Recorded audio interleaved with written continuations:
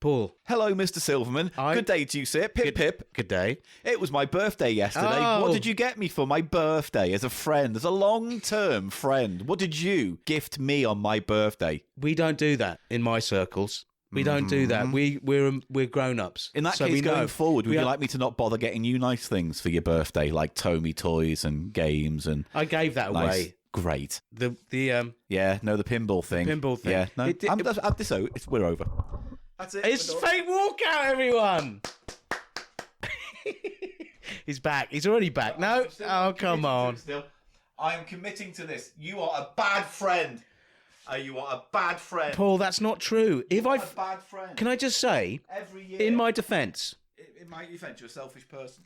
I find in my defence, I'm a selfish person. Okay, fine. I'm a selfish person. Can I then make a further defence? Go on. You're a difficult person to buy gifts for. I'm a difficult person, am I?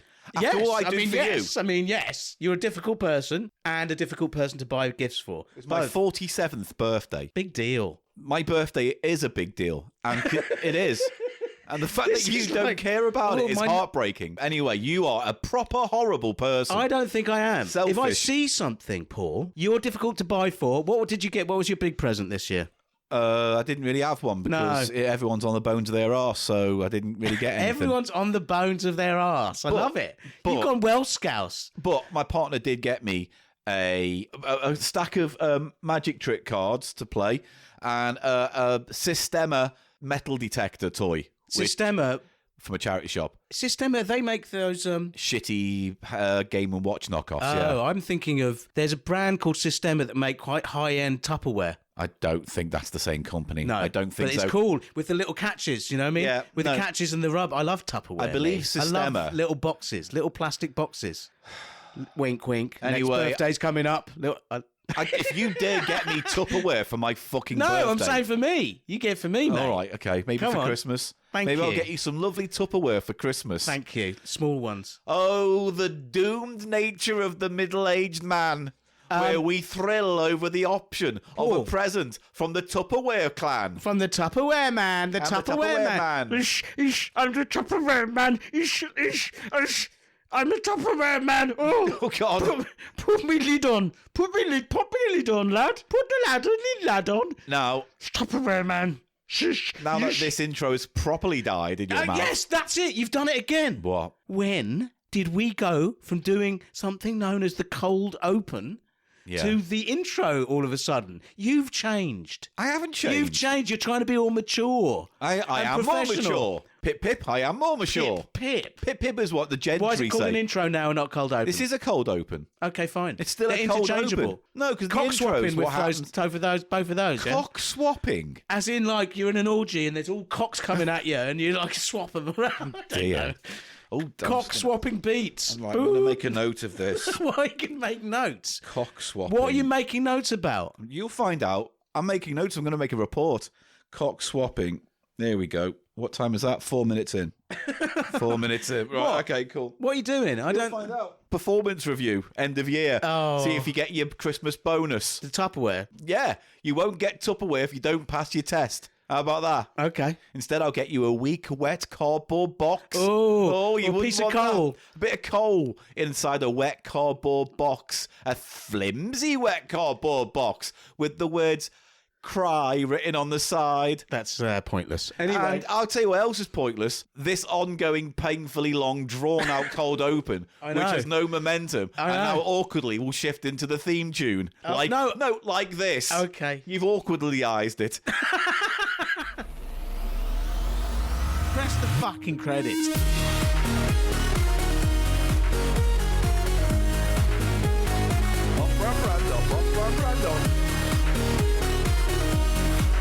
Oh, Gannon.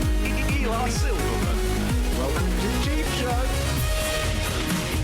Sources and words and phrases. Two things I'm responsible for. Chodney Borough. I hate you and your fucking usual posse. CheapShow tonight.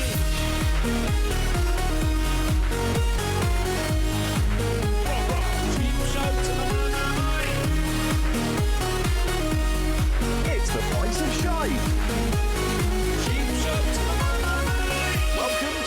Show.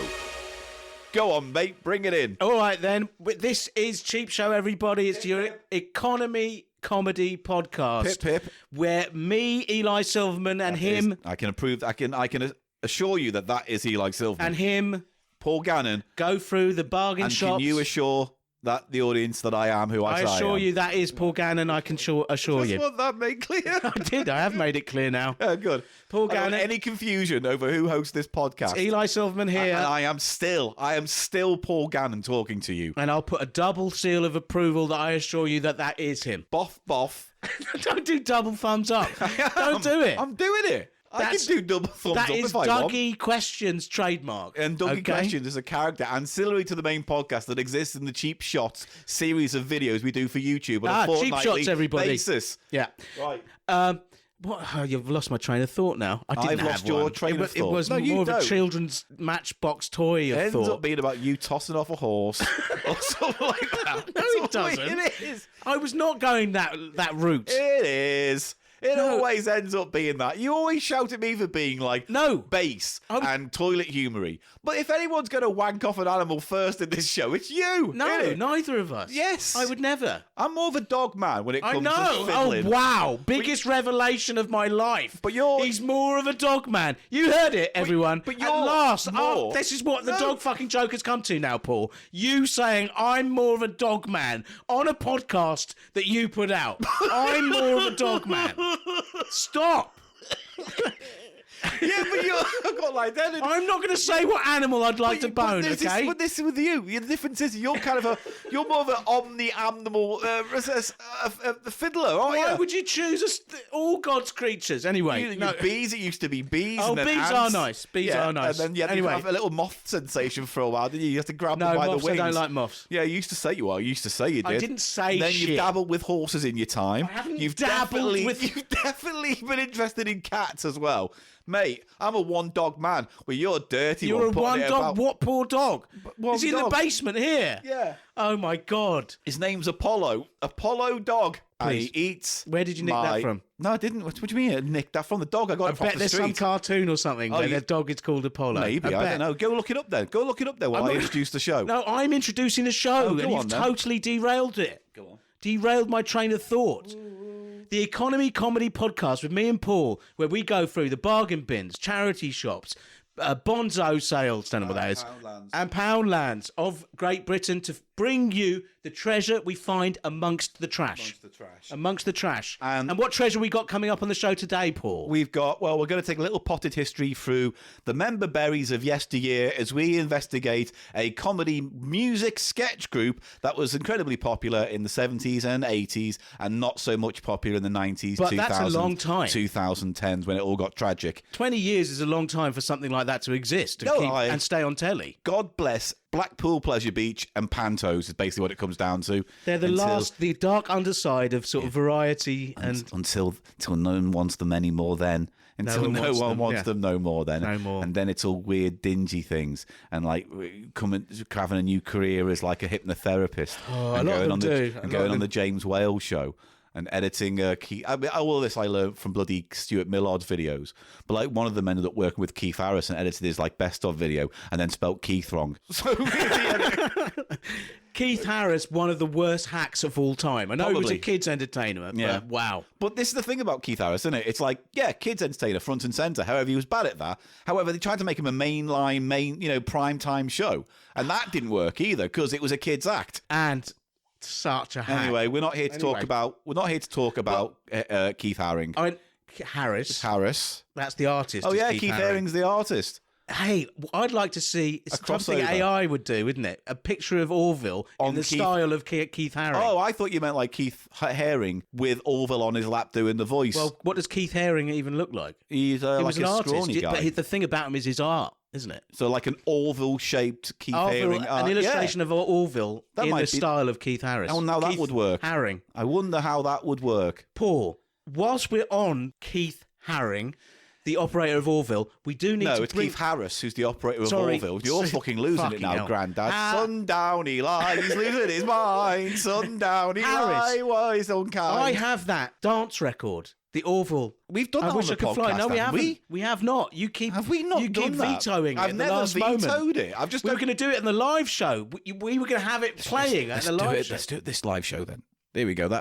We'll use an excuse for that. Weren't we going to use like hair metal, or we were going to do a song or something? I don't know. We've got to plan this later. All right. Right. Anyway, come to the live show, 18th of October. It's definitely been planned.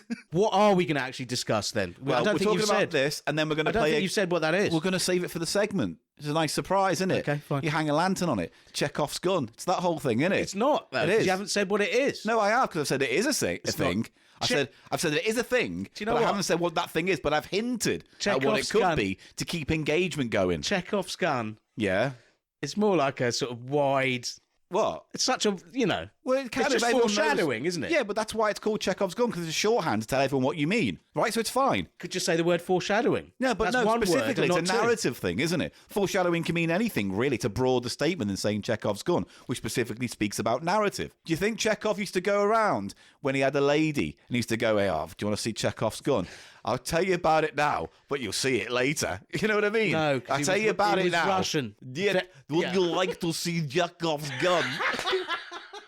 I'll tell you about it now, but you won't see it till later. One of the greatest writers who ever lived, in my Thank you. I am estimation. quite a good writer. Now, Thank you. can we just press the button I've and had get on Dominic this? Diamond 'Cause tell me my writing is good. I tire. Oh, yeah, and we're playing a Gannon's Golden Games this week, and that is a game based on an unusual source. I think you'll agree. Well, eh? they'll know because they will have seen your witty. Oh, the metadata shit. Yeah, No, we're the talking about name of Grumble. the episode. Yeah, we're talking about Grumbleweeds, and we're playing eBay games. and it's called eBay Gum, the name of the episode. This is because I've already decided that's what it'd be funny to say because they're northern. I know, eBay but gum. I got there But first. eBay. I said it first. eBay, I know, but that's because I told nicked you it that. from you. You didn't I know. nick it. You've told it. But I now said it, I can eBay build on gum. that. Well, Is you it are everyone? a horrible man.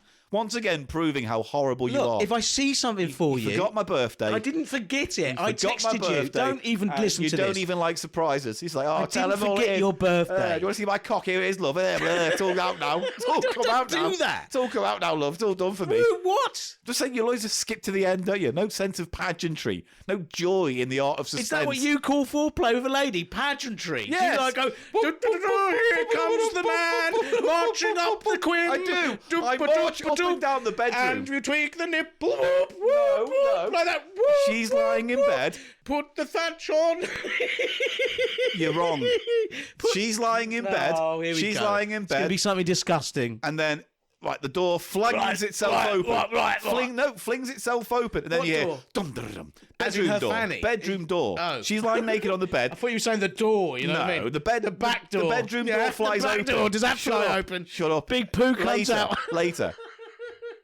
Bedroom door flies open. I march in. You hear rum-da-dum, rum-da-dum, rumpa-di-dum-ba-di-bum-ba-dum. It's the pageantry that precedes foreplay in Paul's bedroom, And everyone. I'm marching in with my hand saluted. He's saluting. And I'm pointing to my penis and winking, going... That's not the way- why is there cartoon music playing? Because it's joyous. It's a fun occasion. I want military I'm having music. Fun. It's got a bit of a military bit. It's Like that. It's for time for fuck. Honestly, Paul, press and I the keep fucking- marching closer. She's getting really excited because my penis is bobbing because it's all hard and it's flexing. On the top of it, I've got a little majorette's hat and a little. I've got on my balls. already I've did got a this. little stick on, and it's doing the whole swirling I thing. did this, with but the it had a stick. sort of surreal flair. I wish you'd stop doing that song, everybody. Then I put myself in. I put myself in like this. I mean- I put myself out like that. Need I say anything? Let's just run out of steam. Well, you took the steam out of my wings. Literally one thing when you referred to foreplay as pageantry, and now we're here 5 minutes later without any energy or mirth in us, Paul, because you pushed it. Now push the button. Let's do the fucking record. We were not allowed to say, but you're here just then. eBay gum. That's the clue. Oh, put it in the fat hole, put the bum in. No, come on, keep going. Put the knob in the hole. No, you've ruined it. You've sullied it. I've sullied You've it. taken my I joyous... sully nothing. You've It's taken my unsullyable. Disney-esque joyous march. Disney-esque. Disney-esque joyous march. And you've sullied it by piss-me-esque. talking about backdoor love. Piss it up the wally-esque. No, you see, that's just disgusting. Piss play and bum fun. Hey? No, you got to build up trust before you do that. I need to with say someone. something to the listeners. You've got to build up trust before you start doing that. I like to just do it the old-fashioned way with a little bit of joy and a little bit of sparkle in me. He's going to do the spitting on his hand thing. No, I'm not. I tell you, I like He's a little. Say, spit on my hand. Stop! I have to say something to everyone, Paul. Yeah, go on. I'm a little bit under the weather. Eli likes dirty scat play and piss games. That's what he's trying to say because he brings it up a lot. You do. You just run straight. You're the one who brought it up. I haven't mentioned it once. I told you are, but say what am I? Mate, if you keep talking about piss play, I don't keep saying it. You're in trouble. You said Disney-esque and I was making a pun. I said Pissney-esque. You're in trouble. Pissney-esque. You're in trouble.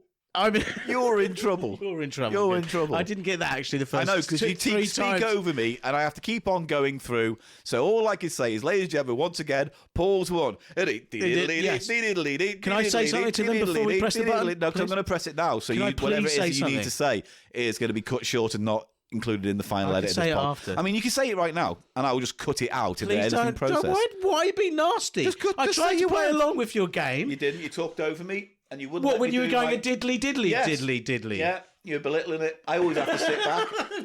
You belittle my diddly diddly.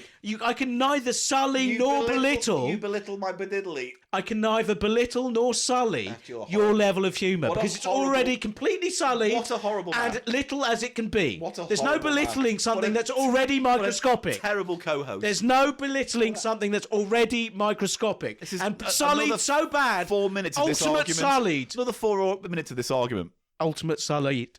You can't even say that right, can you? Oh. Ultimate sullied. Twat. Come on. I'm just a bit under the weather. That's what I wanted to say to everyone. Good, like every fucking week. No. How about what you do is this week you make an exception and say, hey, everybody, I'm in a good mood and I'm in a good mood. Health. I have a cold. Fine health I have a cold. Week. I can admit these things Again, when I have a bug. You always have. You're always ill. I don't always have a cold. You're always ill. Sniffle, it's cough, the season ache, now. Yeah. Booze, hangover. Oh my God, I knew you did. Yeah. I shouldn't have said it. I shouldn't have said it. Terrible. Press the button. What a horrible man. Well, it would be a Silverman's platter, and I guess it is kind of a Silverman's platter, isn't it? I found because you found this, yeah, and I got the other one for this. So Paul's platters and Silverman's platter therefore creates Silverman Gannon's platter. Oh my God! Paul, Disc Boys. Don't click it. I'm in charge. We're both low energy after the break. Of podcast. I've got the virus has developed in the time since we last recorded. Oh, great. No, just turn this episode into Outbreak. Why don't we?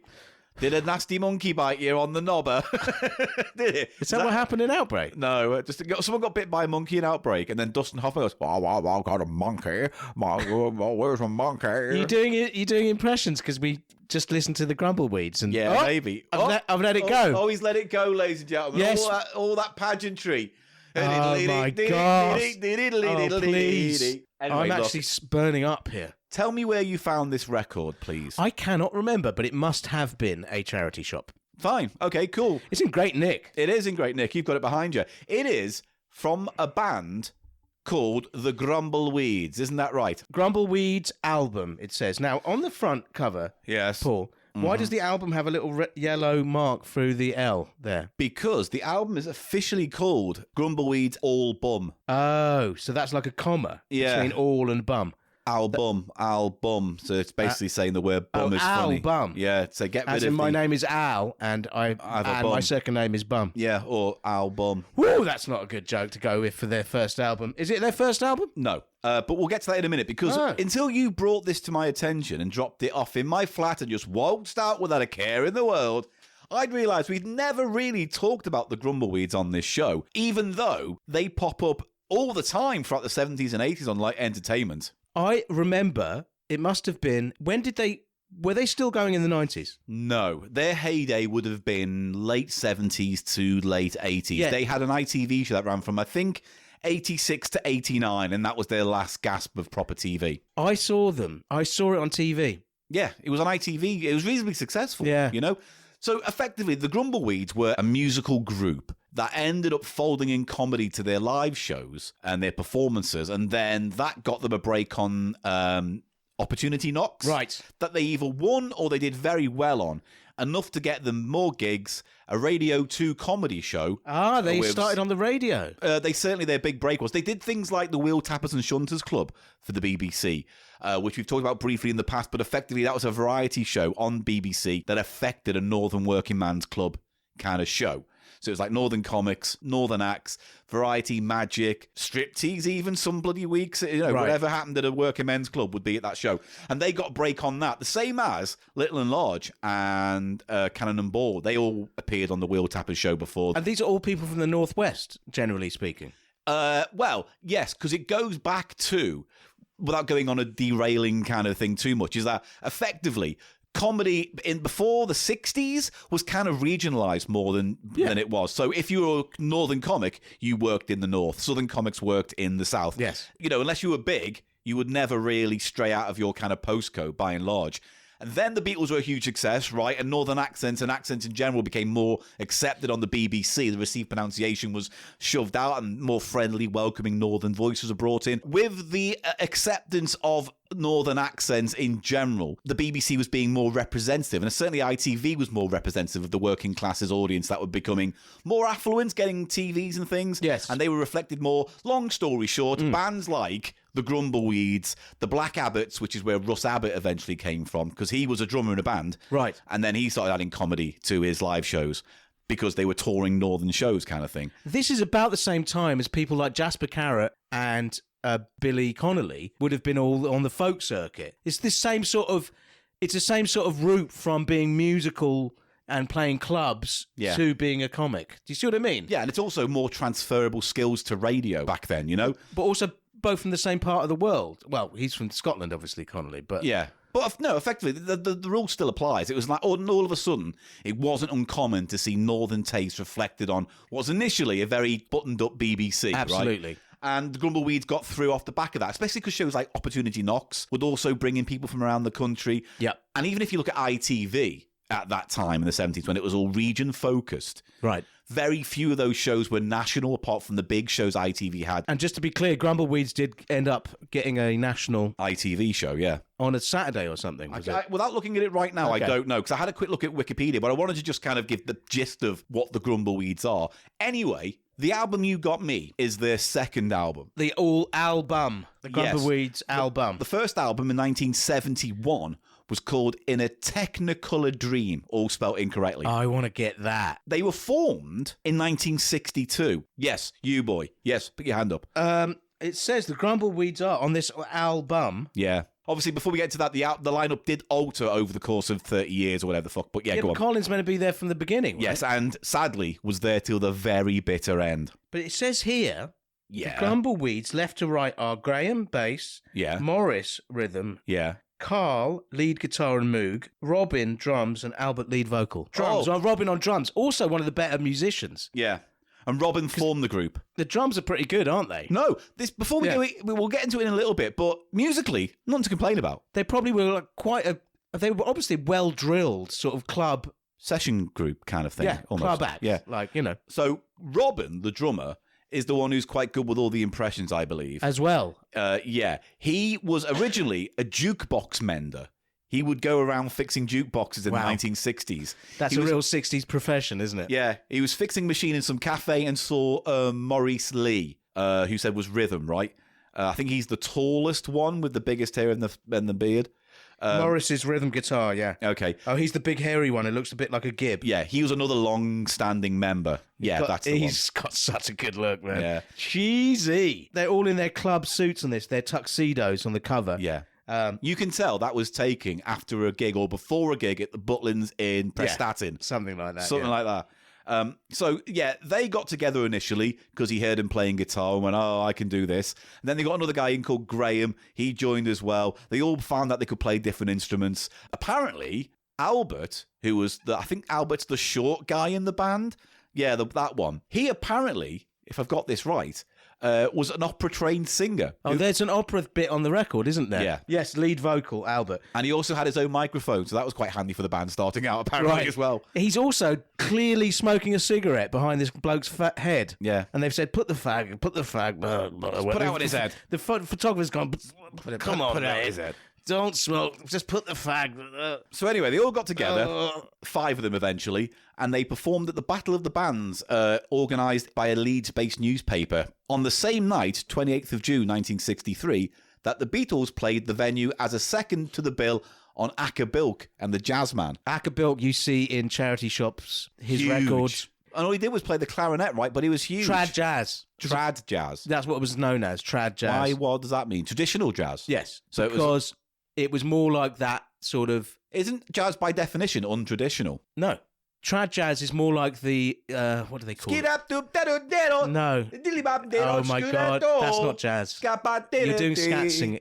Yeah, but you do jazz and scat, don't you? I do jizz and scat. Dixie, you know, Dixieland, early jazz. Yeah, Dix, jizz and scat. That's what I like. You know, like Dixieland, early jazz. That's what bit ragtimey. Yeah, ragtime and Dixie. Yeah. Dixieland. That is... Yeah, pageantry.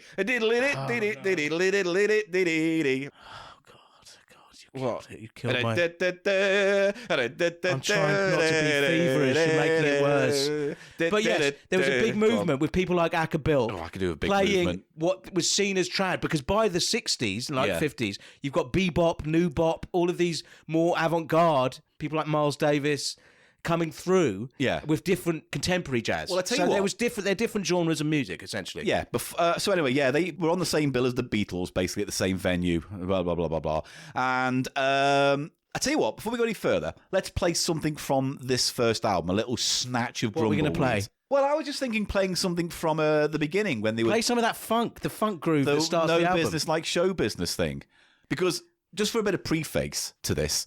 They're selling this album. The idea is like, if you went to see them live, this is what you'd kind of get. Yes, as an album. It says on the sleeve notes here. It says, it represents exactly where the Grumbleweeds are at. Yeah, man. The obvious comedy feel is there to unwind and put you in a carefree mood as you spin through the various phases of sounds. The 60s, it says, this is interesting. The 60s play a big part in all our musical lives, because that's where our roots began to flower into the 5 weeds. So they're referring to themselves as the 5 weeds. I almost feel like they don't, on this record, they can't really decide whether to, they haven't decided to go full on the comedy. No. And it says the obvious comedy feel is there, but we also want to kind of be taken seriously as musicians as well, because they can play, obviously. But you see what I mean? Yeah. And it says here, we would like to thank Vic Gam for his invaluable engineering. Vic Gam sounds like, is like the most... someone who helped with the engineering on a record from the 70s name of anyone I've ever heard. Give it to Vic, he'll fix it. Vic Gam? Oh, yeah. Yeah, I got it. Fucking press an album for you. Of course I fucking will. Vic Gam. I've just got to get the Butcher Band done first, and then I've got the Old Girl Choir. They've got to have come through. I'll do yours back at the end. Where's Vic? He's in the lockup. He's in the nick. Vic's in the nick. He'll still do you a couple of copies pressing, though. He's got something on the side. Anyway, let's play a bit of the first track, then, which is them doing No Business Like Show Business.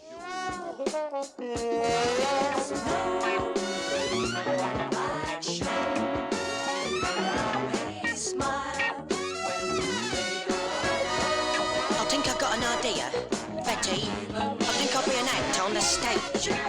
I'll just move these and make a little stage. Oh, I think I've got more trouble. Don't panic! Don't panic! Don't panic! Let's go on with the show. And that's a bit of that. Now, as you said, and as I will now repeat, proficiently, the music is really nice on this. You can tell from the playing that they're a very good band musically. Well, they're proficient, I'd say. Yeah, but proficient still has to have some fucking passion and skill involved. They're tight. They sound clubby, like drilled. There's not a lot of flair or sort of, but they're tight and drilled. But what I don't understand, one of the questions I don't have an answer to here is where they got the name Grumbleweeds from. Maybe I should look for it when we do the next break and I can answer it without having to look at my phone now. I should do that, or should I do it now? This is too much behind the curtain stuff. What do you think I should do now? I think you should... Oh, I feel really bad, Paul. I feel really bad. I'm going to be in bed all day tomorrow. Where did the Grumbleweeds... Oh, hang on, I've got to do the note record. Where did the Grumbleweeds get their name from? masking the computer's land on And the thing. it will say, You "Oh, give I've me- taken yeah. a picture of your screen. There doesn't seem to be anything there, won't it? There's Voice search is ruined." There's various answers to this based on various interviews they've done. They say it's a made-up swear word created by founder Robin Colville's sister. So, like saying, "You're a bunch of Grumbleweeds, you are." Right. You dirty Grumbleweed. Like, matted, scat, bummer. I would call those Grumbleweeds. Oh, right. The Grumbleweeds is around the bum. No, I'm saying that now. I'm now claiming the name Grumbleweeds to mean matted, shit-caked bum pubis. It's not called bum pubis. Why not? Pubis is that. Why isn't bum hair pubis? You It's didn't not. have hair before. It's not pubic hair. Yeah, but you didn't have hair there before you had pubes. Before what? So why are the front ones pubes and the back ones not? Then neither of them are Tell me. pubis. Pubis is the bone. So why are they called pubes? Why not just ball hair? Because they're on that bone. The bone is the pube-mound pubis. hair. I'm trying to bring some sense to this conversation. The bone is the pubic bone. Yeah. So hair is pubic hair that is on the pubic why bone. do we call them pubes then? And just call them hairs. Call them pubes because they're pubic hairs. There's no such thing And as the pubes. bum hairs are bum hairs. I bet they've got their own I Latin think word. bum hairs are pubes. I bet they're called anal hairs or something. Ask it. This is much No, more it's important not- than the it's fucking not gum. actually. Yes, it is. It's what not. are bum hairs? What? Hey Siri, what are bum hairs? What's the scientific name for bum hairs? Okay, Google, what's the scientific name for bum hairs? According to Healthline, body hair is completely normal, even on your buttocks and between your butt cheeks. This type of hair is called vellus hair, and Vellus. it exists to protect your skin. Vellus hair. Did it say arse hair is called vellus hair? Yeah, vellus hair. Really? Yeah. See, now we learn. This is Pubis not- vellus. Yeah. Pubis vellus. Everybody talk about pubis. pop music. Talk about pube vellus. Talk about bum pube vellus. Hey, yeah, mate, what about this? Right? He's just thought of a pun, No, I everybody. haven't actually. I'm coasting on this. Grumbleweeds, right, is matted shit vellus. Vellus. Yeah. Is it really vellus or is that just body hair? It says particularly around the bum cheeks, it's called vellus hair. Was I right then? Was I right about it? Yeah, it wasn't pube, but he didn't say it was right. You that he got started the by name calling right. it pubis. I said. You said it's pubis. I said you I said don't know. matted shit matted pubis. Play it back. No. You said shit matted pubis. Utter nonsense. Let me just play that clip back now. Shit matted vellus hair. I see, I said it right. Come on. Anyway, so yeah, Grumbleweeds is a made-up swear word name.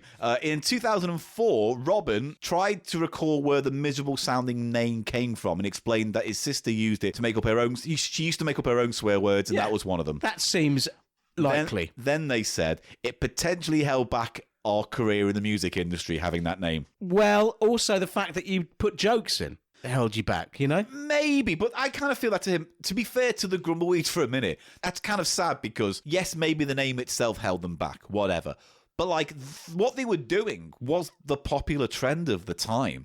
So it made sense. There were a lot of wacky band names at the time that were doing that circuit. What do you mean? Well, like, like the Black Habits, like I said before, was I've Russ never heard Abbott's of them. band. Was Russ Right. Abbott's band. And then They he did started- comedy as well as music, did well, they? eventually they started out doing music, session stuff, and then, because they were doing all the 50s and 60s hits, then a few sketches or characters came in, and then that became more of a thing, similar to Billy Connolly, who would play the banjo. Exactly. And blah, blah, blah, So do you blah. think the Grumbleweeds had gigs just because they did like a club residency, Well- and then they just started putting gags in, and and they went, "Oi, Robin, when you did that funny voice, they Yeah. loved that," and then it just built. And the You see what I mean? Grumbleweeds band was that. But, again, what was the name of the Billy Connolly band that he was called? Like the Humble Bums, right? Humble Bums, yeah. And that's the one he was in with Jerry Rafferty of Steelers Wheels. Yeah, yeah. But that's no real difference than Grumbleweeds, really. That's why I drew the comparison. Yeah, so... It's that era.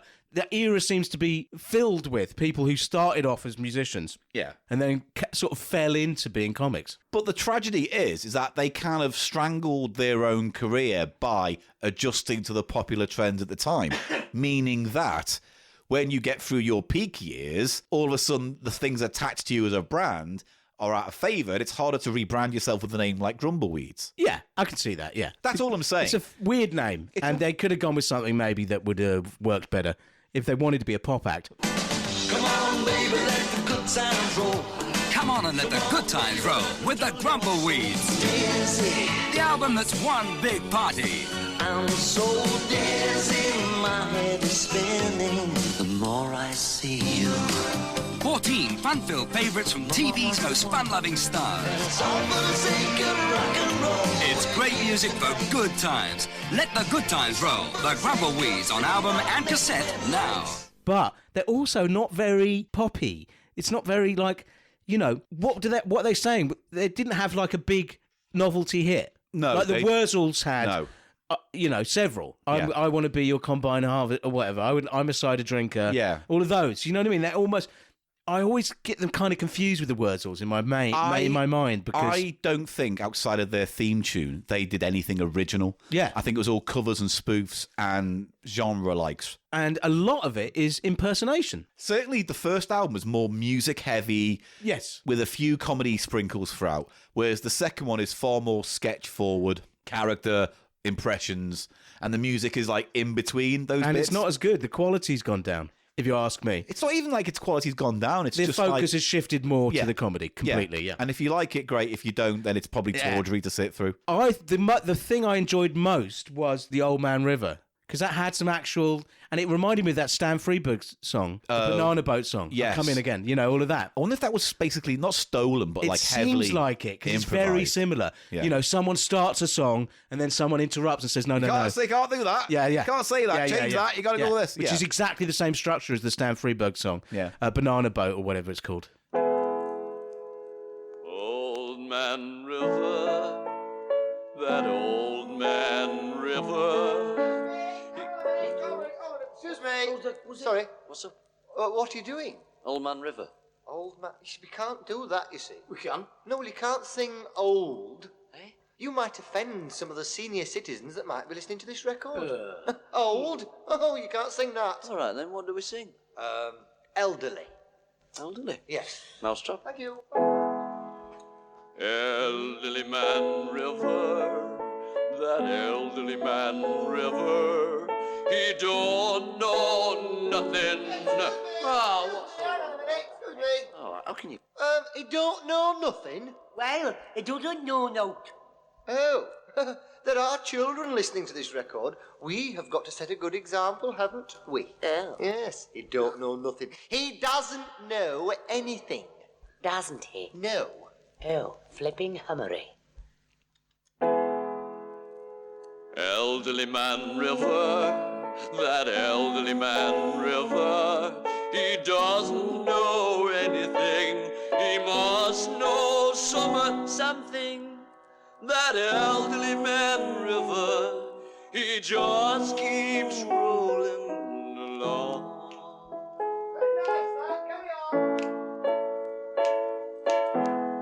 He don't plant cedars. Hey, what are taters? Spuds. Spuds? Spuds. Spuds? Spuds. S.P. Uds. Little round knobbly things that come in sacks and spacemen laugh at them.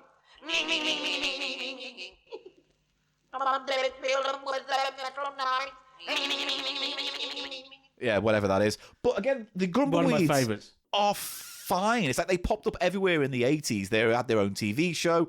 They had, fucking appearances on the Wheel Tap and Shoulders. Morecambe and Wise, probably, you know what I mean? They probably popped up in a lot of places. My memory is of being at boarding school, I believe, in the late 80s. Yeah.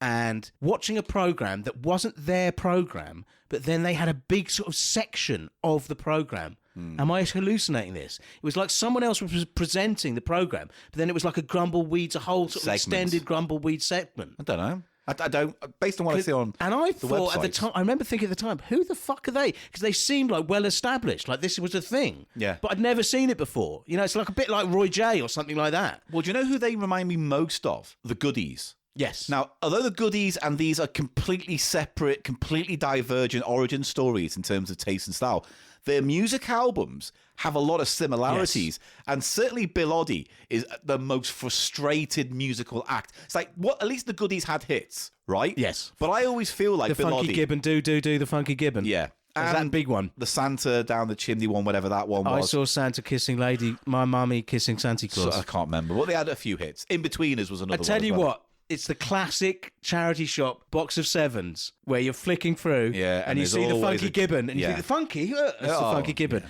And the other one is, that must have been their biggest seller, the Goodies. Oh, yeah, because it's huge. It's everywhere. Is Funky Moped, Jasper Carrot. Yeah. The reason why I say it is because Bill Oddie is like the most frustrated musician I've ever heard of in my life, where I think he would much rather have been a fucking rock and roll star. Yeah. than a really grouchy, miserable comedian who seemingly resents everything he's fucking done that's ever been popular. Who has rotten feet. Apparently soused. Bill Oddie. Apparently soused, did you say? Apparently sows. But I did say and soused. you said the me side instead of B side before as well. I'm glad you're taking notes. I'm just... Why are you writing down? You're not writing anything down now. Correcting host. Correcting. You said strictly weird on that video. Host. I didn't. And the edit proves that. I'm going to mention that now as well. 9 minutes. Whatever. 9 minutes I need a pee, so can we get to the next bit of music or something? Yeah, I'll tell you what. We'll pick a clip. I'll do it Stop again. trying to talk too fast. Here is the second album that I bought myself on eBay for £2. But this is from the 4th album, I think. Oh, so this is the second. So there's one in between these two. Which is highlights from their Radio 2 show. We're just looking at the 2 albums, and that one's called... And well, the next one was called Comedy from their Radio 2 series in 79. Right. This is 81, and it's called What I Have a Gar in Me Pocket. What I Have a Gar in My Pocket. And it's got an angry sunflower or something on the front saying, What I Have a Gar in Me Pocket. It's a Grumbleweed. It's a weed that's grumbling, isn't it? Yeah. I hadn't put that together. A compilation of sketches, voices, and songs, all original and previously unrecorded. There's a reason there's that unrecorded, unreleased, because it's not their best work. It's not great. This album is the very definitive of what the Weeds are all about, bringing music and comedy into the lives of all age groups. A perfect way to take the 5 loonies home with you. So they're trying to be family entertainment as well. Yeah. So they hadn't had their ITV show yet, but they had a success on the radio. And then their last album in 86 is called Let the Good Times Roll. Also, to add to that, the Grumbleweeds recorded the song String of Beads to celebrate Leeds United's 1972 FA Cup final. Why is it called String of Beads, I wonder? Sex beads. Oh, that's exactly what I thought as well. I was You've sex ruined beads. me. Oh, like milky beads. I was thinking of like Catholics pearl. when they fiddle with their rosary beads. Oh yeah. And when the Turkish have those worry beads as well. Well, they're the same thing, aren't they? No, I don't think they are. I think they're specifically beads. called worry beads, like they're a fidget toy. An ancient fidget toy. Yeah, they are. So let's play. What should we play from this Jimmy one? Savile. No, because the Jimmy Savile one, it's like, oh, Jimmy, but it's like, the actual sketch is quite boring. It's quite a good impression. It's a very good impression. I'll say Robin is good at impressions. And some of them have their own little silly voices. I don't like the childish voice that keeps coming in. It's just like, it's not funny and it's terrible. It's annoying. It's like a second-rate sort of goons. You know what I mean? I just put a bit in of their major theme that they end up using in the TV show. Put the theme on. I'll do that then. What are the words that tremble on your sensuous lips? Twice I've had to scrub these steps. I'll kill that cat.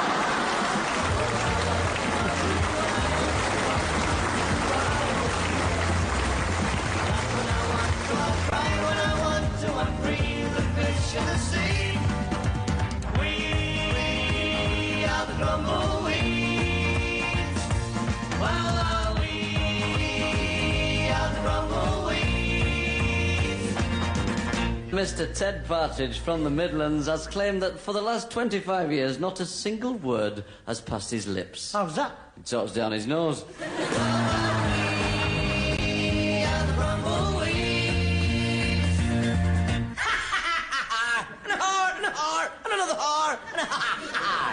We ain't tell him. Heard him all before. I tell him better.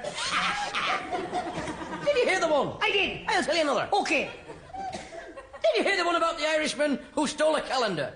He got 12 months.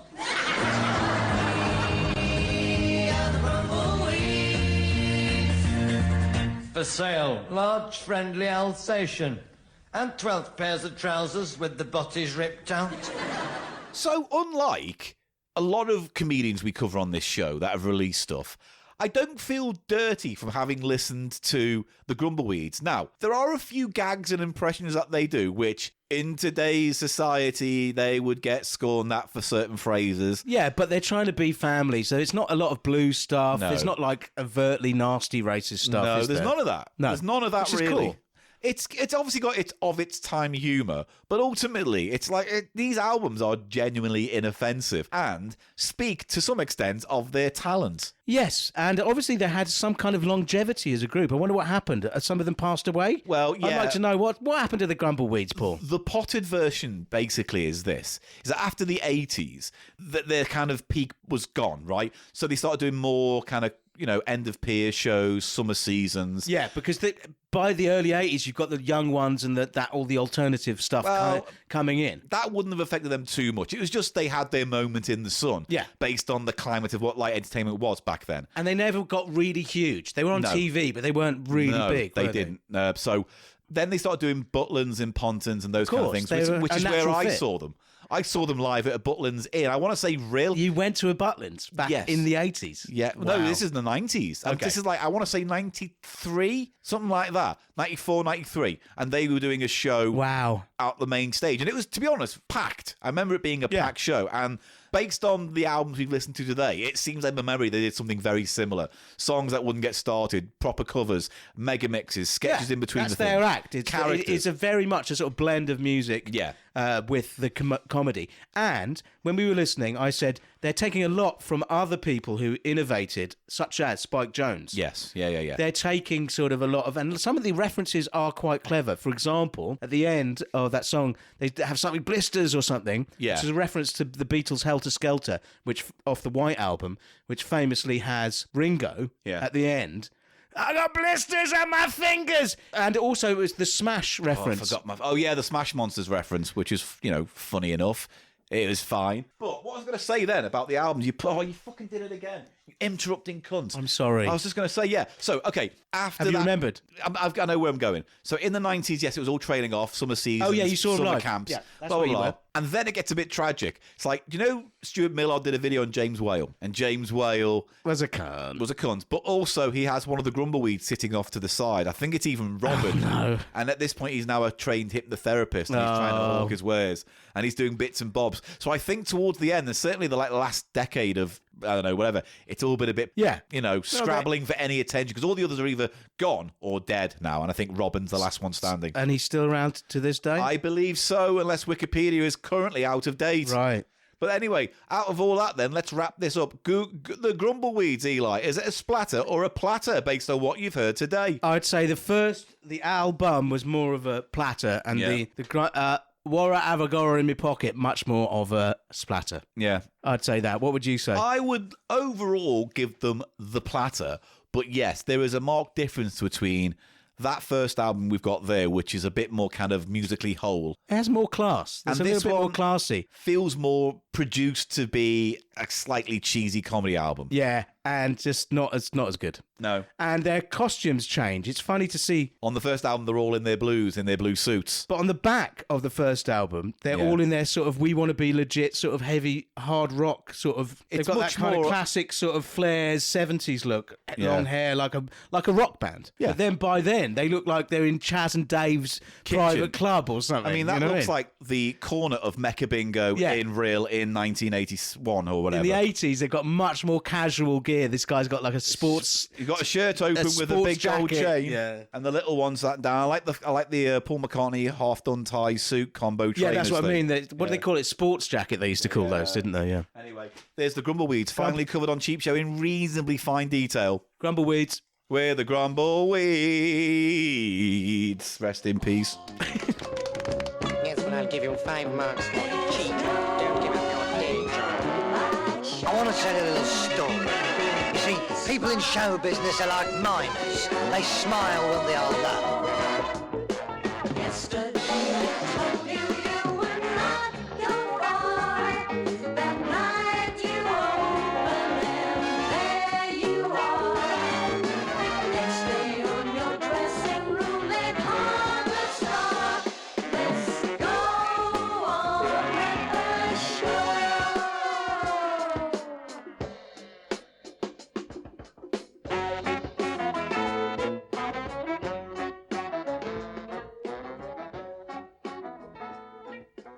It is sadly the segment of the show called Gannon's Golden Games, and when I announce that, it is only then natural for Eli to get all up inside himself and give us his rendition of the theme tune, which unfortunately this week sounds like this. Again, it's golden games. Again, it's golden games. Evie is a stereo. Again, it's golden games.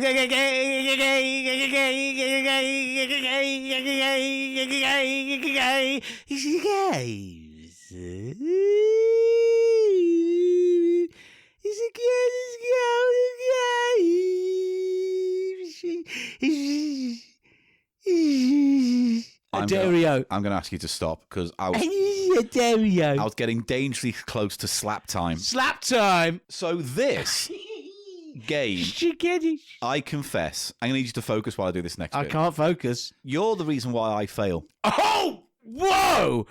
Whoa! You're the reason why I fumble. Because I don't have space to breathe and express myself without thinking you're going to jump in with more mouth spaghetti. You do nothing but fail. Because of you. Because I do everything with you. This is really I'm just going to say it out loud now. Very typical.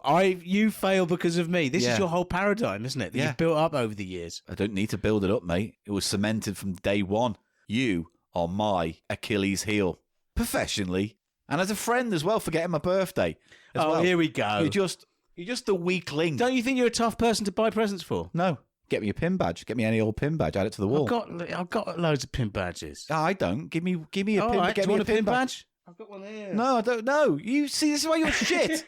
It's Gannon's Golden Games. Gannon's This Golden segment of the show, I bring along a board game that I have found, usually in a charity shop, but this time, I must confess, I bought it on eBay, which is funny because the game is about buying things on eBay. It's an eBay, the board game. It is. It's just called eBay, the board game. eBay, the board game. I honestly had no idea this existed. What happened was I have a search engine function on eBay that looks for board games. It's like classic, retro, board game, toy, whatever. Yeah. And also one of them is electronic, because sometimes an electronic board game comes up and you go, I've never heard of this before. Would you say that's your specialty as a collector? You like the electronic elements? There's a gamble there. The older the game is, the less it's probably going to work when you get your hands on it. Yeah, of course. But So- this is what... When do you think this came out? I think it could be like early 2000s. Yeah. 2003? I think it is 2003-4, so not too bad. Yeah, Oh, mate, no, I've got it. 2001. 2001.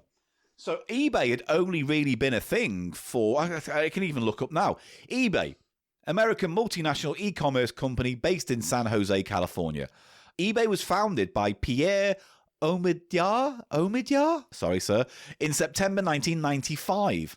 It had 132 million yearly active buyers worldwide and handled 73 billion in transactions in 2023 alone. It's funny because it predates even the rise of Google, doesn't it? Yeah. It was one of the actual original killer apps or like things that got big.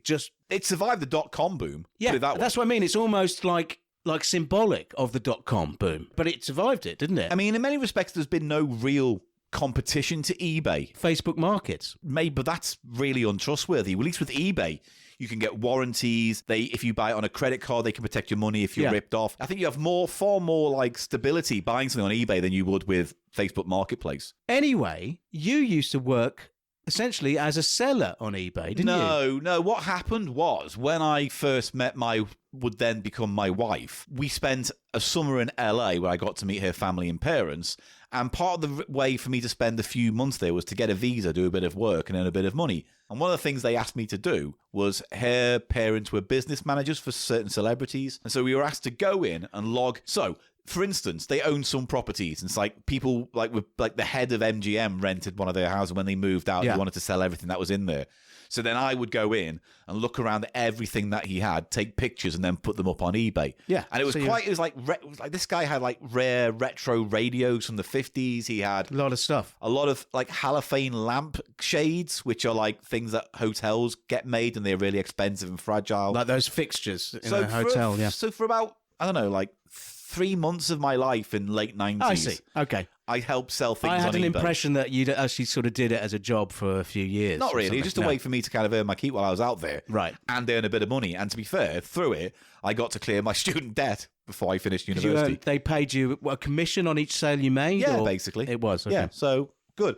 But yeah, so this is a board game based on eBay. Yay! And it cost me $8. Oh, that's not very much. Guess how much it cost to actually send it to me? $50. It was like 30, Yeah. and it took about a week and a half. The buyer was very... From the States? Yeah, Right, the buyer so- was very cool. They reached out and said, "You don't mind if we sell it to you slow, because that way it'll be cheaper." Blah blah blah. So I'm trying to think if there's any... Do you think there's been Facebook, the board game? There definitely has. no, I There- looked this up on the back of it just to see if there's anything else. There's no MySpace board game, no Amazon. Facebook. There was, I think, a Friends Reunited board game. I bet there's a YouTube board game. I bet you there is. There might be games based on YouTube celebrities. Right. But I don't believe there's a YouTube board game. Okay. Well, it's I'm happy to stand corrected. It's quite an unusual thing. This is in unusual. the world of games, yeah. So this is before.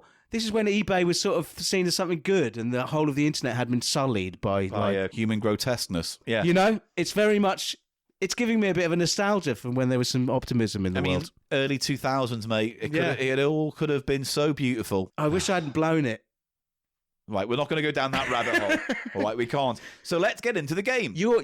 Can I just say one thing before you press the button? Go on. You're my failure. Right, I could have stopped the button. You're why I fail. Yeah, good.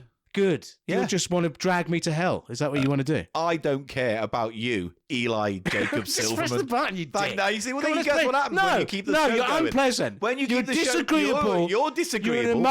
You're an emotionally flat, unpleasant wanker. I'm too emotional. That's my problem. No. All I do is you have cry. flat affect, my friend. The flat affect of a socio or psychopath. Only within the confines of CheapShow HQ. No. I've seen you in real life. Anyone who knows me I've in seen real life. you in real life. I've seen you in real life. I've seen you in real life. Flat affect and a sociopath's mind. Don't try it. Ego-ridden half-wit. Ooh. With a sense of grandeur you do not earn. I've got a better degree than you. What have you got a degree in? English and American Studies. I have a degree in English. But what? You've got a 2-2. I got a 2-1.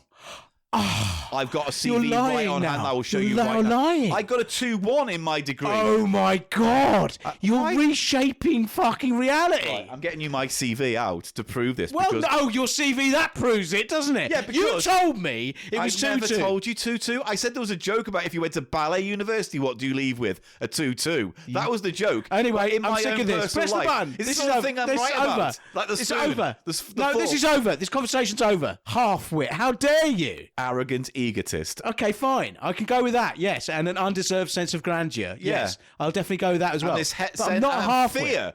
fear of being incorrect. I'm not scared of being incorrect. You don't like it when I'm correct. I take it. Yeah. I take it like a man, Paul. You do, yeah. It's you. You feel vulnerable about being incorrect. I'm vulnerable about a lot of things, but I'm very open about everything, you might say. Yeah. Like a fucking scab under a scab. Therefore, would you say I couldn't be sociopathic by that logic then? Therefore, yes. Correct. So once again, Paul's right. And I think that's the major thing here. Press the button. Does anyone like this anymore? Caught you in word riddle work. Shut up.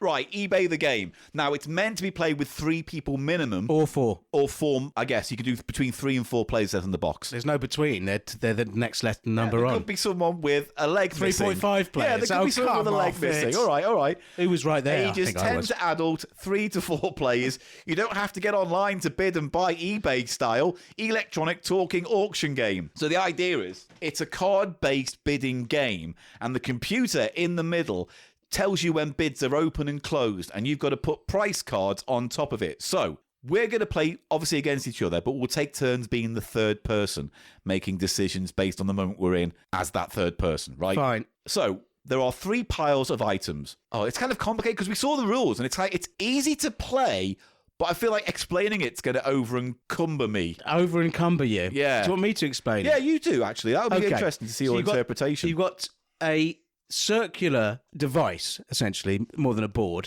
with buttons on, and it has 3 spokes coming off. Yeah. Each spoke has a little discard tray that's empty, and above the discard tray, that's where towards you're the put, centre of the thing. That's where you put your bids. That's for where the you put item. your bids. Okay. There are 3 decks of cards. All are the Items auction items. They all represent auction items. And a few special cards, but I reckon we'll get to those if we get to those. And each card, auction item card, has an estimated price, which is face up, which we can see. And up on the back it has the real price, which you only reveal at the very end of the game. When you add up who has won. Yeah. Yep? Because you're trying to make as much money as possible in this game before the time runs out, right? There are coloured bid cards. So each player gets one colour, blue, yellow, or red, or green. Yeah. And you press the thing in the middle, and it will go green. And then you bid for the top item on the deck. With a price. That player, the green player, does that. And he can put on any of the 3 items available. And then it shouts out another colour, and then that colour puts their bid down for either the same item or another. Right. And then eventually the machine goes, bay 3, because there's 3 bays. Bay 3 item is closed. Whoever's got the top card on that wins that item. Then takes that item, puts it in their little pile. That bid card is removed, discarded. And then anyone bids before that are given back to you. Because you've only got like a certain amount of cards with bid numbers Only on. the winning bid card gets removed. Yeah, that so makes sense. if you end up bidding high on a card and putting a top one down to then win you've it, lost one of your high bid cards, which you might need for a more expensive item later in the game. You want to actually think about how much each of these things is worth. Yeah. If you get any 3, because they come in categories, there's, just very briefly, I'll read from the back. There is collectibles, everything else, pottery and glass, toys and games and hobbies, antiques and art. If you get a set more than 3...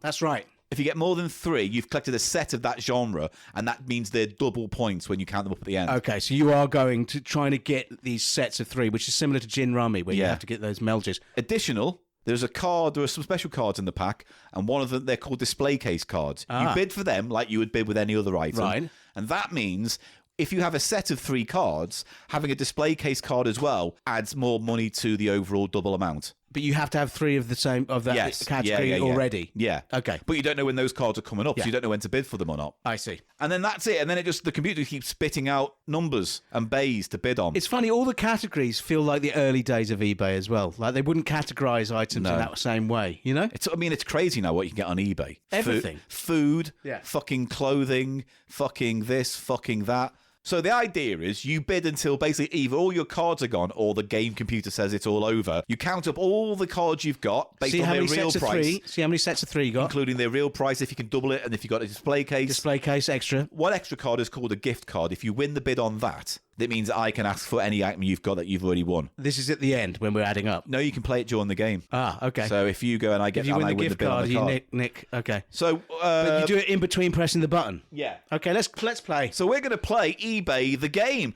Let's start bidding. And now the end is near, and so I face the final bidding. From A to Z, from there to here, I shop the world, all while I'm sitting brand new and collectibles, thank you, on the information superhighway. You'll save more and find things like this when you do it eBay. For what is a man? What has he got? If not a username, not a heck of a lot. You bid fair price, you make the sale. You get great value compared to retail. The feedback shows you won't get hosed when you do it eBay. Right, okay. Hopefully it shouts out the right colours. We got... I'm playing blue. I've got red. Are we allowed to look at what bids we got here? Yes, because that's your wallet, basically. Yeah, okay. That shows you've got 10, 25, 50... Oh, mine are going up. Oh, there's also... 100, I didn't say 75. this. There's a proxy card. That's like the Oh, trump. yeah. That will always win a bid. Yes. Unless another proxy is played, right? On top of that, yeah. Okay. Like your Joker's Wild, you know what I mean? Okay. 150, 175, 200, 250, 300 proxy. So, yeah. All right. So, we're going to take turns at playing the third player in this, because that's the least you can do. Which is yellow, All hopefully. right. Okay, so... Or green. I'm going to press... Let's so, go. you can press resume to pause the game, right, whenever you want. And sometimes the next round won't start until you press resume. So, it's not completely breakneck, this game. Okay, fine. All right? Are we going to play to completion? Yeah. We're going to start, because I think it takes about 20 minutes to play. All right, let's do this. Let's get into it. Right, I've got the little microphone recording the eBay game, so hopefully you can hear this. Gotta go game. Let's press new game. Welcome to eBay. Oh. How many players? There's 3. Yeah, there is. Use the red, blue, and yellow cards. Right. All good. Okay, so I've Press got... resume to bid. Right, press resume to bid. So, Go who's on, are going to you go gonna first? pl- are Oh, you no, gonna- it tells you who gets to bid, by the way. It calls out the colour. Yes, so of you course. can't bid until it says blue. I know. All right, but you can put it on any of the 3 bays. Right, here we go. What have we got on the base? Shall we say before we go? Oh, so far, starting off with, I've got Crazy Jack in the Box, 100 quid. I've got Model Railroad.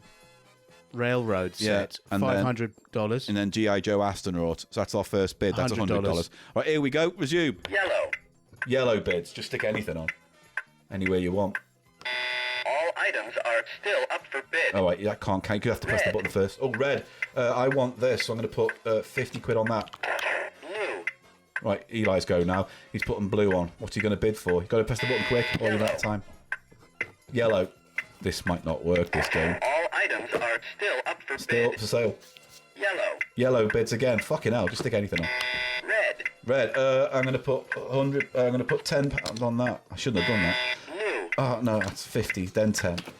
All items are still. They're still on sale. I'm getting very confused. Blue. Blue, your go. What are you going to bid on? You have to. Red. Red. I can't put. I'm going to put 75 on. Yellow. Bay 2 sold to the yellow. Fucking hell, that's neither of us. 100.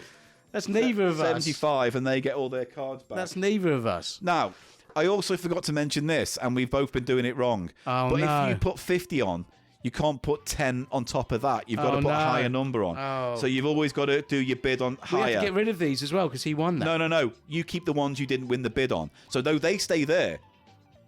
Oh, I've just picked them up as well. Let's just start from another pack again. This is a game that'd be great to play. Resume to bid. I know we're going to resume to bid. This would be fun to play if we weren't doing a podcast at the same time. Would it? Because we're trying to concentrate too much. Right, hang on. Here we go. We're going to start a new round. So everyone. now we've got we've got a girl's bike in replace of the G.I. Joe thing. Do I replace these ones as well? No, they stay there. So we've still got the model railroad set and the Jack in the Box. Right, let's do resume. Bay 3 sold to the red player. Press resume to bid. Okay. Oh, well, that's mine, and I'm just going to take. You have to get rid of. I'm What gonna did get, you I'm going play? to get the 50 out because I did put the 50 down. So okay, good. Right, already resume. cheating. Ready? Here we go. New items are up for bid. Oh yeah, the new item is a girl's Yellow. bike again. Yellow. Put another one down. 50. Fuck it. Blue. Blue. What are you going to bid on now? Red. Red. I'm going to put down 75 on top of that. Press the thing. Bay 1 sold to the blue player. Estimated value fucking 100 quid, mate. What was that on the front? What does it say? It is a display case. Oh, so that means if you get all of a genre, that you haven't won that car, put it back. You didn't win that greens. auction. It's for the green. It's for No, the yellow. Yellows is this one. No, the I G.I. changed Joe. it because it said all new things, didn't it? No, you don't do it for all new. You just do it for the one that was Right, sold. did I win this then? No, you haven't That won was that. what was actually on top. Yeah, This one. But then that means you can't have the display case. Yes, that's right. And I'm going to Fuck's put the sake. display case. No, don't say fuck's sake. You fuck that. I don't understand how to play this game. What's it saying now? It's saying we have to press resume to start the new Paul's bid. A cunt. It's saying Paul's a So big now old the cunt. new item is there's a homemade hits on CD disc, and there's a girl's bike. There's two girls' bikes in Bay 2 and 3. All right. This might not work in a podcast form. This It game doesn't. I'll tell you Maybe now, we'll Paul. do a version of this for cheap shots so people can see We're it. failing. Right, Everyone's fails. Resuming. Right, we have to give that. Oh, that No, we stays there. don't. It Yeah, that stays there. You keep forgetting what you're doing. I'm frightened. I'm confused and frightened. I'm just going to have to remember that I can only bid in order of what I've got. I can't just put 10 down on top of 50. That's right. So that's why you need them in order. Yes, I know. I've just been doing that now. Right, here we go. You ready? I'll press resume. I've got mine in order. Here we go. I'm going to press resume Got now. my house in order. Here we go. New items are up for Yeah, bid. we got the new items. Blue. Blue. What are you going to bid on? Oh, Yellow. yellow. They're going to bid on 25 here. Stick it here. Red. Red. Oh, that's me. I've got to put more than that. I'll put 25 on as well. All items are still up for bid. Red. Oh, I'm going to put Have to 100 be more quid. than more than 100 quid. Yellow. Fuck. Blue. Fuck. I'm not. It's too quick. 1 sold to the blue player. Right, you got the CD then, and you've got to give 50 away, but you can take your other cards back. So get rid of 50. Right, and then here we go. So now we resume, and then I've still got money on that card. So yeah, okay, fine. Resuming next round. The new item is what? I've got model railroad set again. Oh, another one of them. All right, here we go. Two girls' bikes. Two girls' bikes. Here we go. Worth 300 each. Bay 3 sold to the yellow. Oh, me! I just won Yellow that. to the yellow. Bay 3 sold to the yellow. Thank you. That's what he said. But this is Bay 3. Yes. But how does it know yellow? That makes no sense. That's what it said. Wait, how does it say yellow? Because I'm the top card. I'm the top It card. said yellow. We both heard it. Maybe it didn't accept the button because I didn't press it fast enough. That's right. You're not very good at this. That's the other thing. It's just really hard to get the button pressed after you put the card down. Don't you agree? I just love the tone when it gets a little bit childish. Don't you agree that it's kind little of bit a like bit a little kid complaining a little bit there? I'm just a bit confused because it's too fast. Yeah, come on, let's go. I like All right, it. here we go. Right, here we go. So, did you win that one? So you've got I've won that one. So okay, That's the new one, the railroad. So I need to take these cards back because I obviously didn't win the bid, but they. How does it know how much you've spent? It doesn't. Well, no, because it knows the last bid was done by yellow because it said yellow bay whatever. Yeah, but it doesn't know how much. No, it doesn't. I don't just understand this game. Did it say something? Here we go. Let's just fucking start again.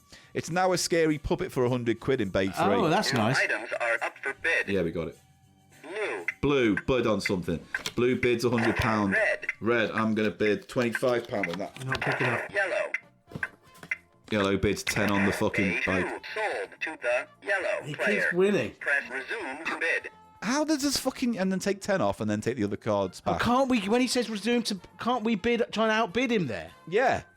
Well, we can't bid it once it's closed the sale. He's closed- so that's has he yours closed back, the and I sale? get this back. Yeah, that's how it's won it. Oh, I don't understand. I don't understand this either. Let's just keep on going. Press the button, eBay, go. Bay 3 sold to See? the red. Yeah, Why is it saying that? So I won that for... Oh, I overpaid for that. I paid 125, and it was 100. Yeah, you take that back. right? Yeah. Right, here we go. Next round. Items are up for It's a bid. display case. No, I need to change. No, this you one. don't. That stays there. Red. Oh, 75. Yellow. Just stick anything down. Blue. Blue. Bid. All items are still up for bid. Yellow. Yellow bid on whatever. Blue. Red. All items are still 150 I up for bid on that. Blue. What are you going to bid on? Yellow. Yellow. Just stick any gold cold down. Press it. Red. Red. I'm going to do... I'm going to pass. I'm going to let red stand. Bay 1 sold to the Yes! red player. Got the fucking model railway set. That was estimated 500 quid, and I paid 150. You throw that How about away, that? I've and put I'll it get over my there. blues You back. get your blues back. See, now the game's coming together. Now I'm Just 'cause he feeling won it. one. Now I'm feeling the buzz. I didn't see what you did there. I just skipped my go. The buzzer means you haven't put you locked in the bidding time. So that's how it knows I got my bid in, which means a lot of my bids have been putting down for no reason because it hasn't registered them. I've got a fever coming on. I've got a fever coming on. eBay fever. Winners fever. Here we go. Right, next round. Right, and the new item is another display case and a scary puppet for 100 I've got a quid. scary puppet over here. Here we go. Bay 2 sold to the yellow Oh, player. they got a fucking Press big... resume to bid. Get rid of that card. Fuck them. Press resume to bid. New items are up for Chest bid. is on the table. Chest. Red. Red. I'm going to pay... oh, I can't... Fuck. Ah, fuck. Yellow. I've only got... I need that. All items are I'm still gonna put up this for one bid. Red. Right, I'm going to do this one. 3. Yellow. Yellow. Fuck yellow on the chest. Blue. Didn't get it in time. Bay 2 sold to the yellow player. Fucking hell, yellow! What's going on?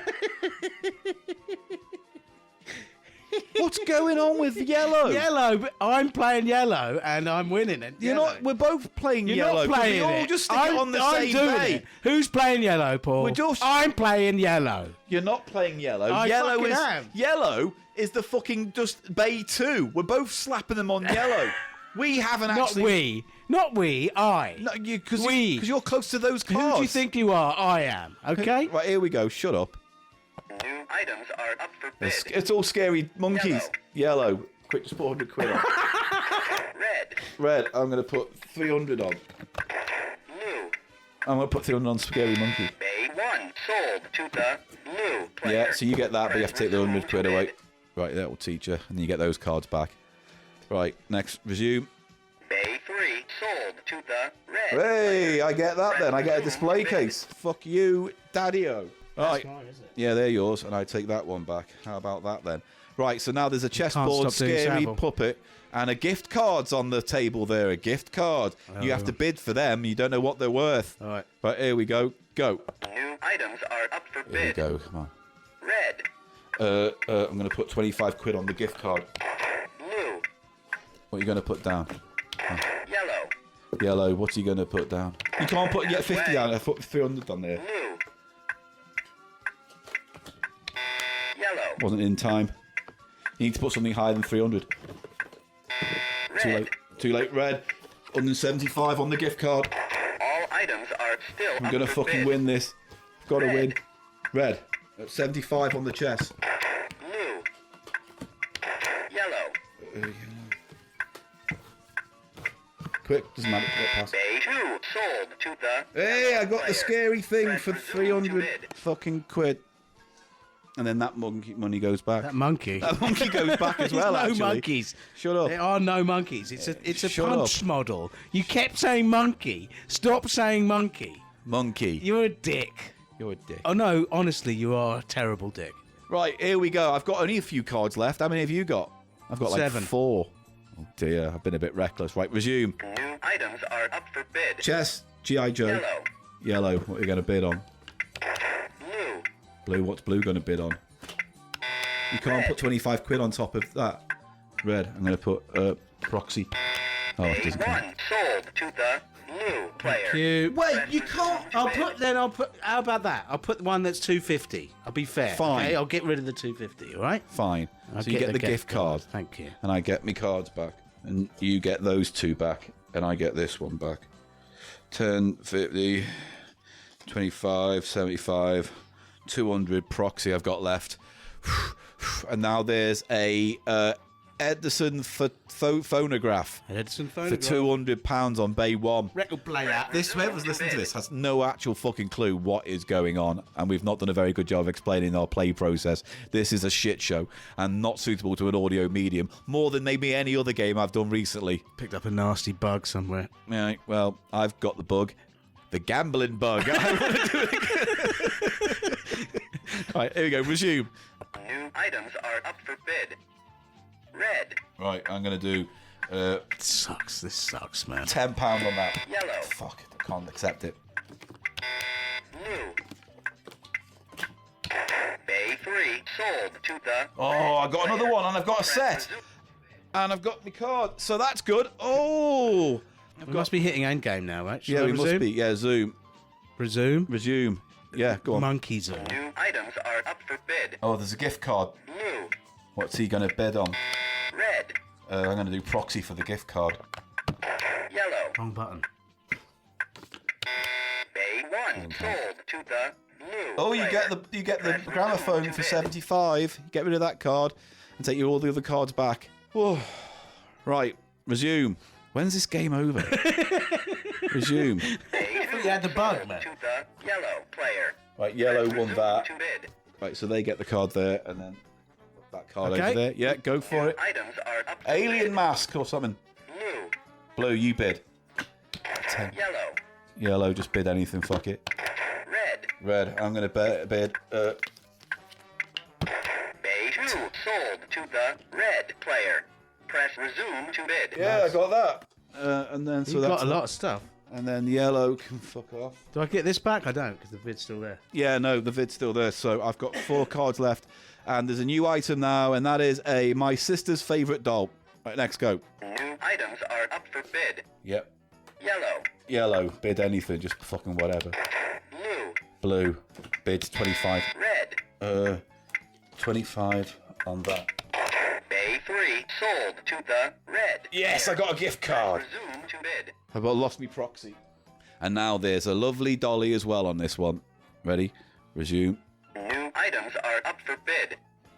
Yellow. Yellow. Just stick it on, just man. Red. Doesn't count. Red. Oh shit, 175 on the dolly. Blue. Bay 3 sold to the red. Hey, fucking yes, mate. But I've lost. He's cheating. I've only got 2 cards though now. He's cheating. So there's now is a fuzzy pink snake for 100 quid in Bay 3. And Eli has a fuzzy pink snake in Bay 1.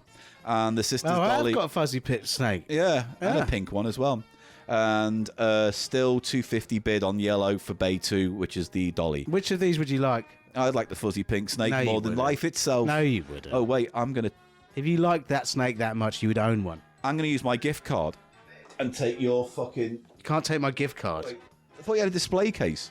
You know what? It doesn't matter. Don't. I'm taking your scary doll. Fuck you. I'm taking your scary doll with my gift card. That's out there, and then that's there. But I'm taking... What do you want? Who do you want to take? Hey, what do you want to take? Taking the scary doll back. You can't take the scary doll back. I just got the scary doll. Fuck you. Press resume. Oh, we're going to just fucking resume then. All right, here we go. Do you know how sick of this Here I we am? go. New items are up for bid. Red. Scary red. 200 on the doll. Blue. I've only got one card left. Bay 2 sold to the yellow player. Fuck's sake. Press resume to bid. Right, put those cards there. Resume. New items are up for bid. Yeah, it is a Blue. presidential silverware. Red. I can only put... Oh, no, I'm going to bet it pass. Just going to let it pass. Yellow.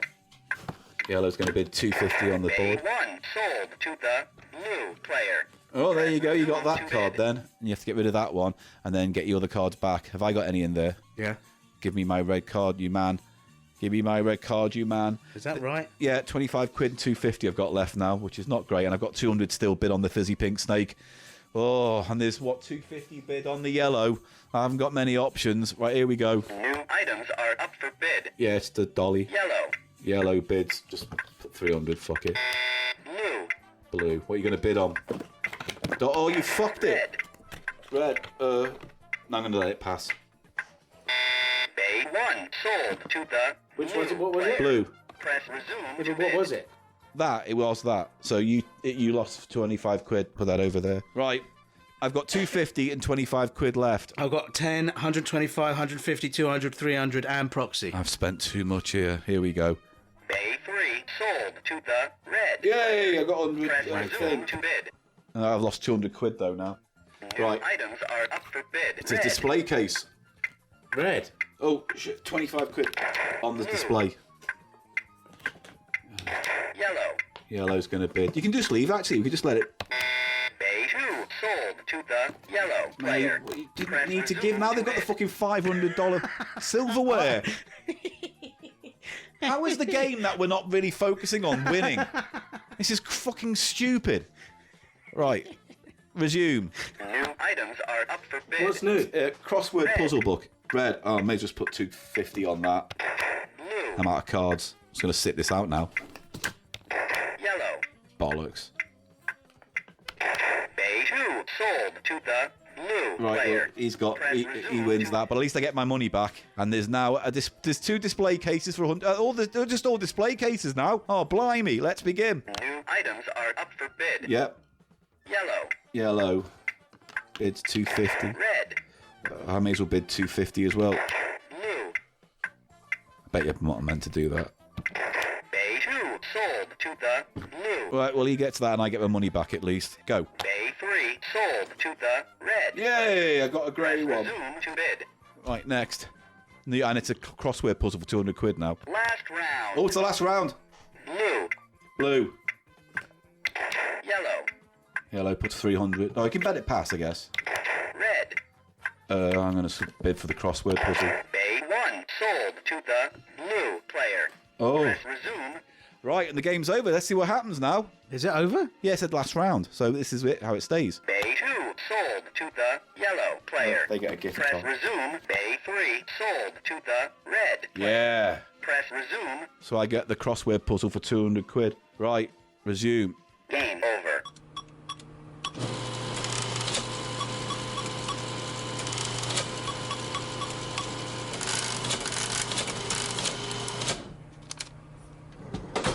Right, now we have to add it all up. Do we keep our money that we keep? No, it's just everything now that you've spent. Bought, yeah. So I've got 1 yellow, and now we're looking at the actual prices. So 1 yellow, estimated value 300. It's actually 100. Right, so that's 100. I had a blue crossword puzzle, estimated 200. It's worth 200. I'll have that. And then a model railway set that was estimated for 500. But it's actually £1,000. Oh, what the fuck? Right, that's a good start. Now, here's me reds, because I've got loads of reds. I've got 1, 2, 3, 4, 5, 6. So I've got 2 groups, And then I've got the two display cases. You've got 2 groups of 3 is 6. Got 1, you 2, must 3. have 7. 1, 2, yes, it's 6. That's the 7th. That's what I'm saying. 1, 2, 3, 1, 2, 3, 7. So I've got 2 groups. So I'm going to add them up. So that is 150. That's 200. So I double that. 400. And that's 400 plus a display case, which is 500. Yeah. So I'm going to put 500 down here. And then I'll go through this one. I've got 100, 400, and 300 for actual price. So that's 4, 5, 6, 7, 8. So double that is 1600 plus 1700. So 1700 for that. And then I've just got 50 quid extra. So now I'm going to add it all up now. 17. Well, for God's sake, let me do it. 100, add 200, add 1,000, add 5. What? You just ruined it. It's not going to work. Just let me add it up. Can't do numbers. I can't do numbers in my head. It's so tough. annoying. Just add it all up. So annoying. Come on, do me maths for me. I am. I bet you're going to do it wrong, so I lose. 3,580. Right. I'm just going to double check that now. 100, add 200, add 1,000, add 500, add 1,700, add 50 equals 3,550. 3,500. Extra points then. 3,000. Yeah, no, but I want it fair. 3,550. That looks like an 8. That's a 50. Yeah. Yeah. That's fine. So I got it right. Let me just write that down. Twat. No, I'm just saying I'm doing it right. It's so fucking tedious. Right, 3,550 for Paul. Now let's do yellow, because we do yours last in case you win. It's a nice big twist. Sake. So they got one group. Let me do it. All right, I'll do it. You write them down. Yeah? All right. You write the numbers down. So they did get one group of colours. They got one group of reds. Yeah. Oh, they got 2 groups. No, Have one they? group. Yeah. Okay, so Talking to the mic, please. You're too far looking away. at the actual value Yeah. of the sister's favourite doll, Checkered Game of Life, G.I. Joe Astronaut. Yeah. What are they? 100, 100, 100, 300. All right. Is there a display case? So 300. So it's 600 then, because it's double. That's right. So 600, and there's no display case at all in that set they've got. Okay, so I was just going to say you can't add any more to it. Fine, all good. What's next? We've got we've got a yellow card, girls' bike, 2 of them. Okay, how much are they actual price? One is 600, one is 300. So that's 900 altogether, yeah.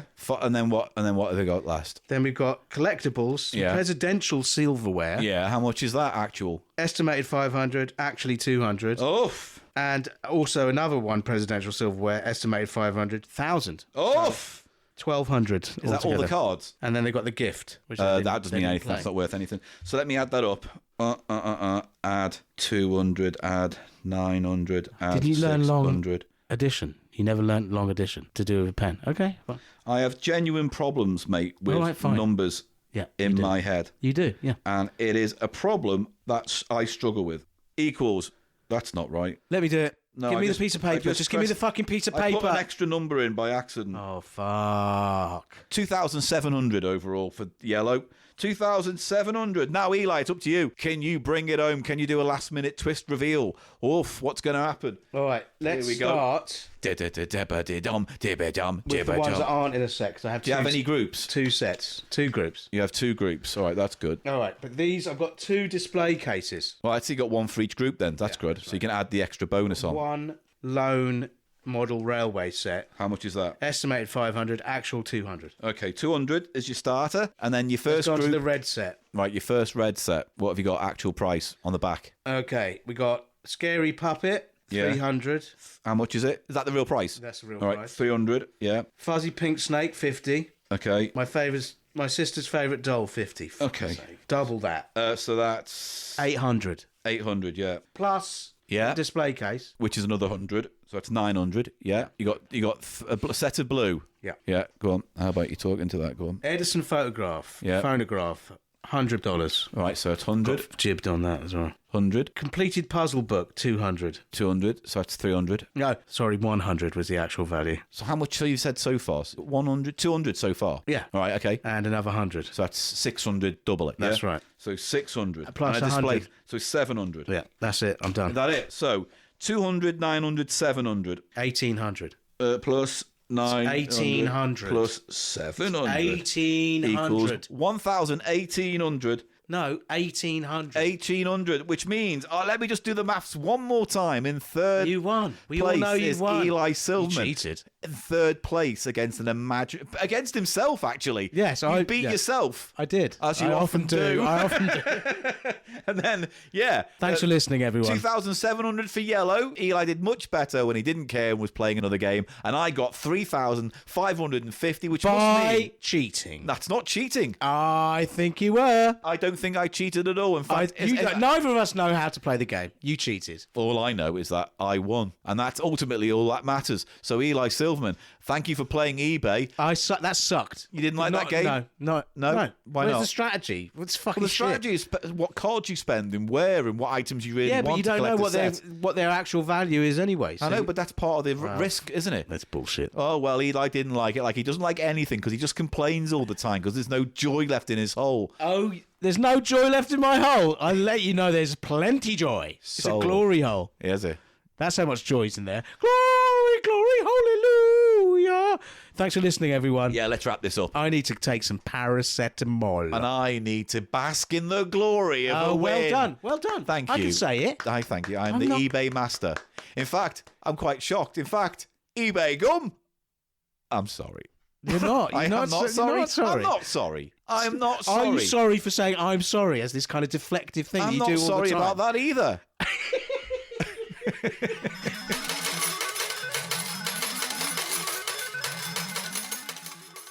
Paul, Yeah? it suddenly occurred to me, is there some kind of news vis-a-vis our LP release? What news? Hark!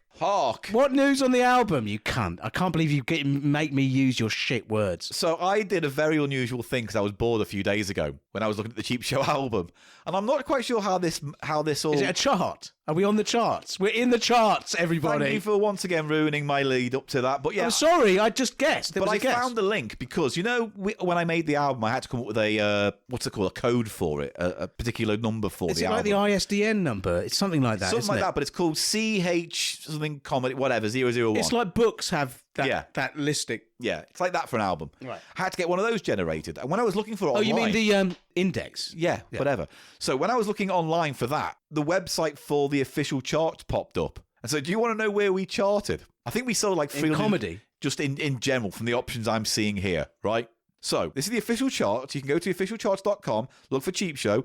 Here we go. CHPS001. That is the catalogue number for this. Okay? Catalogue number, of course. So, this is the official Scottish albums chart. We reached number 90 in that.